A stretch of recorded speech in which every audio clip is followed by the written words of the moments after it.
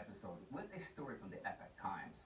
The Epoch Times has an excellent section on their website called Dear Next Generation. This particular section is dedicated to readers who want to share their life's personal stories with young people. This is a brilliant idea, and the stories shared are fantastic, absolutely worth checking out. Here's one of them. Dear Next Generation, several years ago, I caught a flight out of California to attend a funeral back east. During the final leg of my trip, I pulled out a business magazine I had purchased during a layover. An article featured advice from several leading business giants caught my eye, especially one story in particular. The author was interviewing a CEO of a major global firm and asked him to share any insight gained through his years of experience. The executive shared a story of a time when he and his family were vacationing in India, where they had an opportunity to travel on a guided safari, riding large elephants across the landscape. At predetermined points of interest along the route, the group would stop and dismount as their guide prepared to secure each elephant. He began by driving a steel stake about 1 foot deep into the ground with a small but weighty hammer, and repeated this task in front of each animal. Next, they walked down the line and took the leader rope of each elephant and quickly hitched it around the stake in front of them. The executive became intrigued. He observed the guide's method of securing each of these majestic beasts. He asked the guide, what keeps an elephant from simply raising his head up and pulling the stake out of the ground and setting himself free?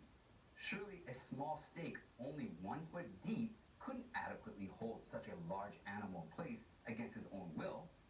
You are right, said the guide. The elephant can easily lift up his head and pull the stake out of the ground, but he doesn't know that. The guide went on to explain that when an elephant is a baby, he's tied under the same conditions. The baby will pull several times against the stake, but cannot set himself free. From the time forward, the baby will grow into an adult, believing that he cannot pull the stake out of the ground.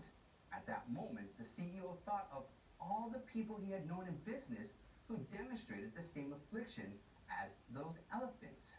People who were capable of much greater things in life, but were somehow tied to the stake of their own memories and imaginations, unable to lift their heads and set themselves free. Now, I love the message that lies in this story.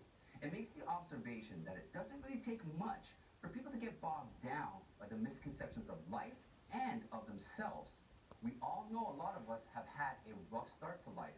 Abuse, broken family, drugs, you name it, the list is endless. Unfortunately, these negative experiences accumulate over time and through our lives and become the equivalent that tiny little rope is in the story that easily subdues all the elephants. But the real power of this message is the light it shines on the misconceptions. Like the elephant, if you're able to recognize how powerful you are and how tremendously weak the misconceptions, you would just lift your head and free yourself. We must not allow evil to utilize mainstream media and big tech to create misconceptions in our minds that we are powerless.